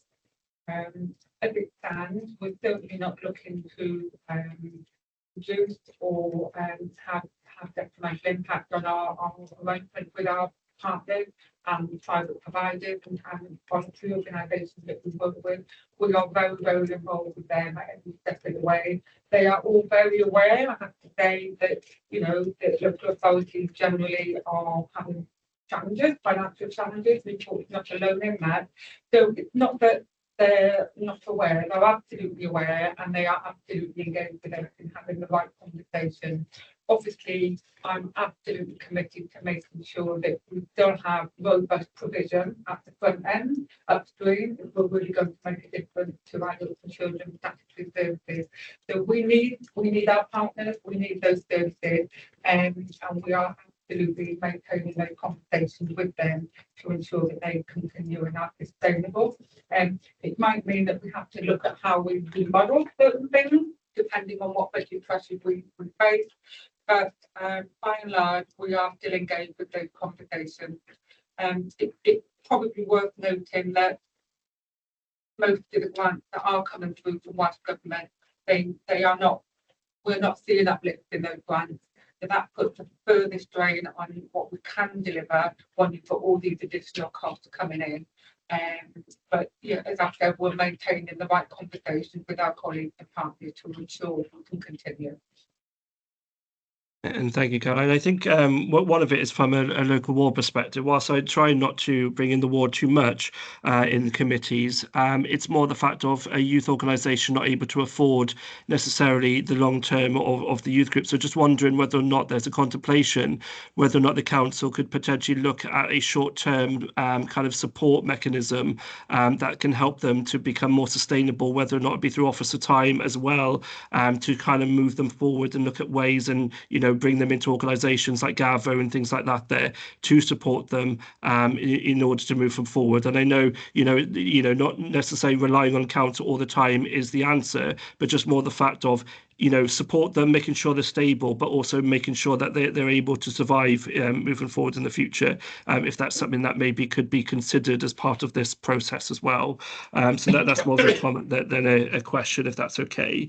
The other one is about whether or not we will see the youth services expanded, because obviously the work that they do in our communities to prevent, obviously, you know, young people hanging around the streets, and is there a likelihood of seeing maybe expansion and work furthering in the next 12 months? Is there any changes that are being planned or perceived in the next 12 months, please, Caroline?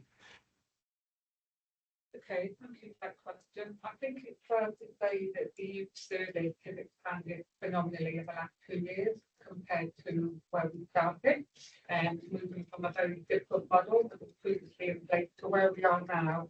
We've grown potentially in terms of our provision across the city. And in terms of the next 12 months, there are no further plans to expand, and that's purely because we have to acknowledge that we're probably at capacity in terms of the resources that we have in place, and what we can offer across the city in terms of day provision and evening provision. So, you know, we've gone from something like 2 or 3 week clubs to now where we have 11 that are running across the city, which is a testament to the team. I think in terms of how we continue to grow, I think that is very much about working in partnership with our partners that should be put live, Positive Pictures, Granado. You know, we've got some very, very, very good relationships with some of these partners who are instrumental in delivering that youth provision as well in communities. You know, obviously we want to have provision, we want diversionary activity so children and young people are not hanging around the streets. We could have a youth club in every single ward. We will probably still not manage to catch every single child. There will always be children in communities and kind of not wanting to engage in provision.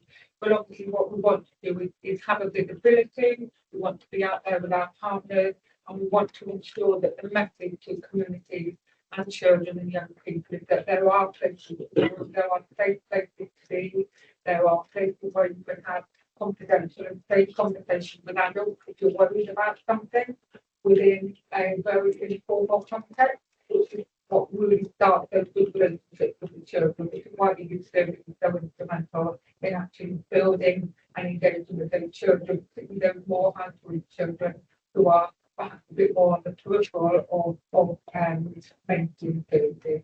So I think that's the way for us to go, and we're certainly having those conversations to explore what's possible going forward in the next 12 months. That's great, Caroline, and I appreciate that. And I know obviously the hard work that the team and yourselves and the youth team has been doing, especially with the Silver Award and moving forward towards the Gold Award and the work towards that. So I fully appreciate, obviously, it's nice to have expansion, but we need to make sure that we have that quality all the time. And I know that that's something that the team is very much dedicated to as well in that regard. I suppose my last point is really, I know my colleague, Councillor Watkins, has asked about the DFGs and stuff like that, about adaptions and things like that there. So I may obviously leave that question to him. But mine is about just basically about carers assessments and whether or not there's placement within this budget to maybe look at the kind of issues that are within the Carers Wales Track the Act kind of report, and whether or not we as a city can move forward and just try and alleviate some of those concerns that have come from that report, but seeing whether or not we can reduce the pressure, but making sure that we're doing as much as we can for carers, and also any work that you would like to say in relation to young carers. I would actually say one more, it would be the last, so I'll let you speak on that one if you don't mind. I'll have one a further question after this. Thank you. Thank you. So carers assessments and the work generally for carers fits very much between probably myself and Mabanwy and adult services. Mabanwy and I work really closely together, and our service managers are all absolutely engaged in having conversations about how we can support carers, unpaid carers, both adults and children, as you'll be familiar with. There's been times when there's been teams in my portfolio that have been able to pick up some of the carers assessment work, and we do continue to do so, particularly when those carers are coming through the unpaid carers route in my world. So what we're trying to do is make sure the pathways are straightforward and simple. So if they come through my world, they can be picked up and they'll be supported, and whether that's about carers assessment itself or whether that's about signposting and IAA, information advice and assistance kind of focused conversations, that would happen. But we also know that they come through the more sort of statutory front door route as well. There will be teams in the Mabanwy's world that will pick up those requests. I think the key bit is making sure that Mabanwy and myself are clear about the pressures and the demands that are coming in from both front doors, and I think it's fair to say that we do. And we're having we have regular meetings, regular conversations, we're preparing for an adult services inspection. So there are lots of these things that we are having conversations on now where we want to support each other. So it's not about whether it's question of a man with nothing to do with me. You know, we are very keen to work with one director within social care, with social services, and that is very much supported as the way forward by Tanya, our director. Really making sure that we are integrated and looking at how we support each other. And a good example of what we're doing there is there's a recognition that there's an awful lot of older people, carers as well, who are presenting at their GPs, not with medical issues, but with social care issues. And so we'll engage with a whole piece of work around looking at pathways to make sure that those people are being signposted and we directly to the right support if fact we can without more withdrawal forms and more assessments and all those sorts of things. So there's a whole social prescribing model that we're working on, and that's been so successful around the 94 development that the other side of the city have wanted to replicate that model. So that's just an example really of how Mabamba and I are really looking at how we can catch people as early as possible and making sure that they're getting the right responses as fast as possible without being bounced around very complicated systems. So we are working proactively on that. No, that's great, Caroline. Again, thank you very much for that, and good to hear, obviously, that there is consideration within that and to move forward. So that's a positive. I suppose my last one is just a consideration for value of money. You know, the kind of thing that we anticipate. Just wondering if you could maybe give examples in your world about how you save the council money, and if there's any figures that you could maybe provide us, just to kind of understand the context and maybe the work that your department and area does do in order to alleviate some of the pressure in other areas, but also any potential savings that are brought in overall from doing so. Thank you. It's very hard to quantify the impact my work has in terms of, because a lot of it is soft data, and unless we go into a model of almost tracking individuals and really over a long term approach, it's very difficult to quantify the difference it makes in terms of stats, in terms of statistics. What we absolutely do know, and we see it every single day in what we provide, is the impact we're making on people's lives to help them, whether it's about maintaining independence in their own home through our adaptation service, or whether it's working with a child who is presenting with lots and lots of difficult issues, maybe at risk of being expelled from school, how we catch that child, we work with the child and that family so that they can maintain their education and go on to achieve and be the very best person and version of themselves that they can be. It's very hard to measure all those things in terms of costs and pounds and pennies, but what we absolutely do know, and from a case study perspective, we do make a difference. I don't think we'll ever get to a point where we make such a massive difference that we know that you're presenting at the front door with children's services. That's completely unrealistic. But what we do know is that we are providing a valuable service and provision support to a huge amount of families and children in Newport that may ordinarily be hidden, that may be not engaging or reaching services until absolutely a lot of those hit twice before, and that's when they tend to turn up at the front door of adults and children's services. What we're trying to do is get in and reach out to these families and communities much earlier to stop that from happening. How we quantify that is really difficult. That's a well-known fact when you're looking at preventative work. You know, we need to do some longitudinal studies, to do some tracking, to really start to gauge what kind of difference we make over a period of time. But it is a conversation I'm engaging with Tanya, our relatively new director, in terms of how we can get on top of that a little bit more than we are, because we know we're doing it. We're having the evidence, and I understand what you're saying is it's really important. So we do need to think about that.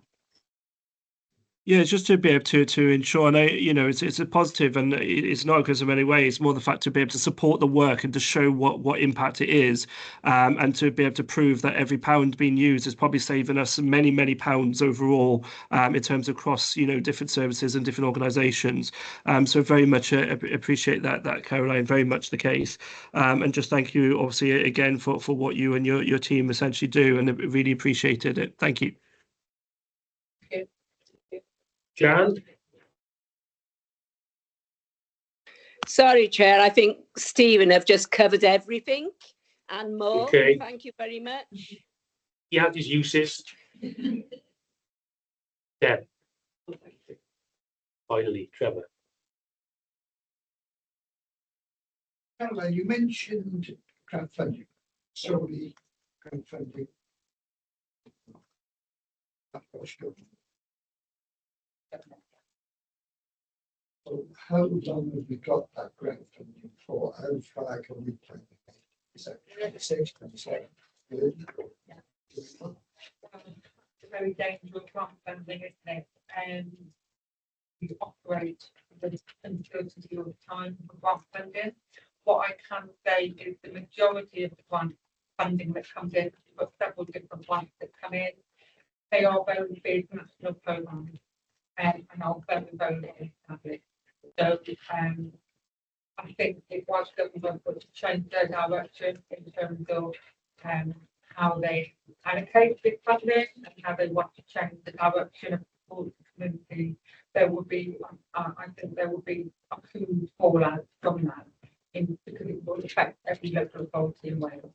So we are absolutely not hearing anything to suggest that it's at risk, but we always have to be prepared for things that could change. So a good example of that was last year with the Children's Community Grant. We had a significant amount given to us, and then a month later they reversed that and reduced it. So we were like, okay, we need to look at how we can run the provision in on a reduced budget. But then I think due to the feedback from the fallout, the potential fallout, was government in 360 and reinstated it. So that's great. That was really good news and really welcome news. But all I can say is these are big national programs, and if there would be a big political fallout, I would suggest they were to change it. And we try to operate. We can't operate long-term options, so we don't know what funding we've got in 5 years. But we certainly look 2 or 3 years ahead, because we're looking at things, we're constantly looking at the changing needs of the communities and individuals in the report, so that what we're putting out there, what we're providing, is absolutely in response to the changing things and needs that are coming through. And so a good example of that is following COVID.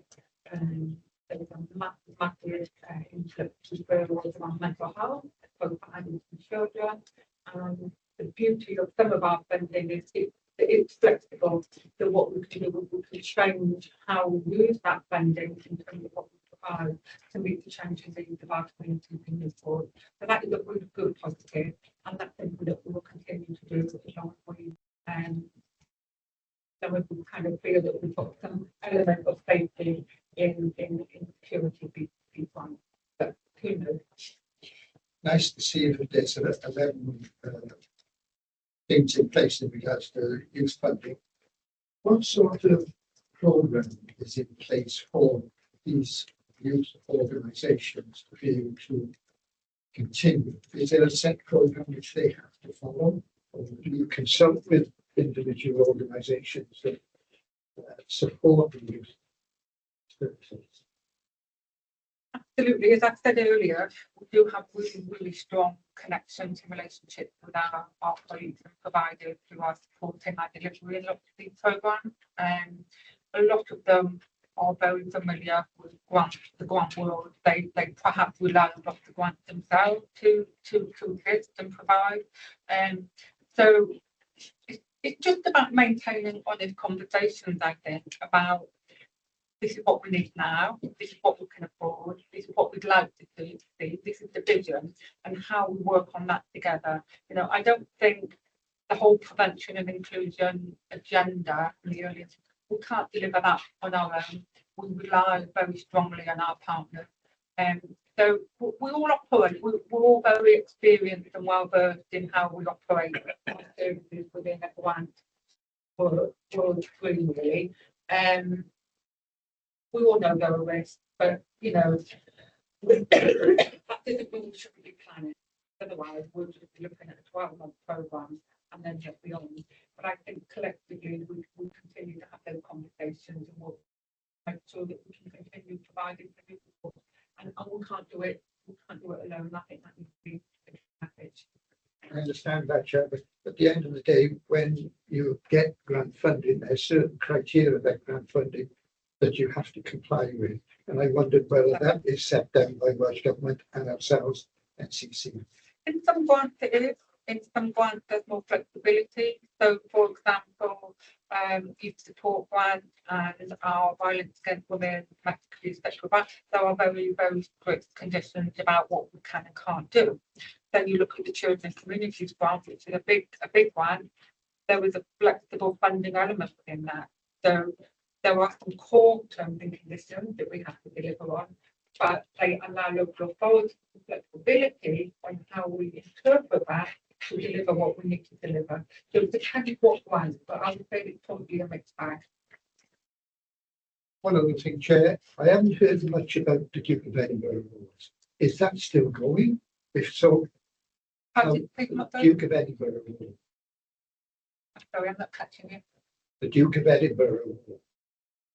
Duke of Edinburgh, sorry, I couldn't catch you. Sorry, Councillor. It is still going, very much so. There's two elements to it. So the youth service still have an active role. We've got a dedicated resource in terms of running Duke of Edinburgh activities. But we also know that schools themselves now have got Duke of Edinburgh programmes running. So I think the ones in the schools tend to be for a certain group of children. I think particularly high achievers or children who didn't know whether the funding, you know, that was included in the programme for the youth. Yeah. So we've got that, and that is very much run as part of our core local authority and our grant. Yeah, so that programme is still running. I'm sorry if you haven't been hearing much about it. Maybe we need to do more about that and promote it. But it's absolutely still running. Thank you, Caroline. Thank you, Chair. Okay, there are no more questions, so thank you very much. Thank you all very much. That's 12 of you alive to get back. Yeah, sorry, I'll just go through what I've captured. Yeah. So I think I haven't captured any specific recommendations from the committee. Would it be fair for me then to say that the committee can take the recommended proposals presented as they stand? So we considered the budget proposals that were before us. So do committee members have any concerns or any changes that they would like to recommend to Cabinet? That's the key thing. If there are, there aren't. So if we go around the room, then we'll be able to. So we'll start with Stephen. Yeah, thanks, Chair. My main one, if possible, is to basically to cover about the community centre charges, as noted, to whether or not the council could link in a support mechanism to whether or not like a reduced figures within what they've proposed, or support in order to cover for a period of time, you know, before they get support. If there's something that could be linked in with that, that would be appreciated. Thank you. Anything else, Stephen? Nothing? No, that's me, Chair. Thank you. Great. Jan. Yes, I would like to have an outreach and detached team if they could, because it's really needed, especially on the estates, and like they're qualified workers to address all the antisocial behaviour problems. Is that you're asking for? Would that be possible? Additional funds, investment then, to be found. Yeah. Okay. Thank Anything you. else, Jan? No. Deb, do you have anything? No. No? No concerns, no issues you want to bring forward, nothing that you feel that you'd like the cabinet to consider further before they make their final decision? Okay, Trevor. I'm concerned with the 26 beds of parents. We should be looking at more short-term, reducing short-term. I understand that the long-term is an issue, which is also NCC's issue. It's also short-term NCC issue as well. So I do have a concern on that. And I see national insurance contributions. I'm concerned with that. I think there's a lot being made of that, which, okay, it does affect, but not to the extent that some organisations are saying so. So I'd be interested in that. I think with that, I think the key point with that is that the Welsh Government need to deliver the money that they promised cover. If that money isn't delivered, what do we have in place? That's something they need to look at, I think. You know, they're saying they got this money coming forward from the Welsh Government, but we don't know how much, but we need to know. We need to know whether it's adequate to cover the costs of what we've got for our own staff here, basically. So what I've noted then, committee, is Councillor Marshall's recommendation of reducing figures for or offering short-term support for community centre charges. Councillor Cleverly's recommendation for investment into community outreach. Councillor Watkins' recommendation for increasing short-term beds rather than reducing them. And I've noted the committee's concern with the national insurance increases. And then obviously we have our requests for further information for the costs from Natalie's services. And I've made a note to myself as well that I'll share the papers from Thursdays and the following days committee with everyone committee, so you can see the full picture of what's going on and recordings for those as well. Is everybody happy now? Anything further? Anybody that would like to raise? We all want more money, Trevor. We all want more money. I'm happy, Chair. Thank you. Great. Okay, so there is no meeting in February. And do you want me to give a little bit of a... So if I just do my section very quickly, you'll be able to see the actions and the outcome sheets that the cover have added responses here. I'm chasing the outstanding, but nothing I can say, nothing long here. Our next meeting was supposed to be the 18th of February for the regulated services reports. That's been cancelled down and the reports have been rescheduled to later in the programme, probably after May now, just because the reporting year would be complete by the time we'd actually need to see the report in February. So it wouldn't have made much sense to bring it without the data. Our next meeting then is the 20th for the Implementation Strategic Plan and the Key Stage 4 outcomes. Okay, that's it. We're all dismissed. Thank you, Chair. Thank you all. Thank you. Thank you, everyone. Bye. Thank you, everyone.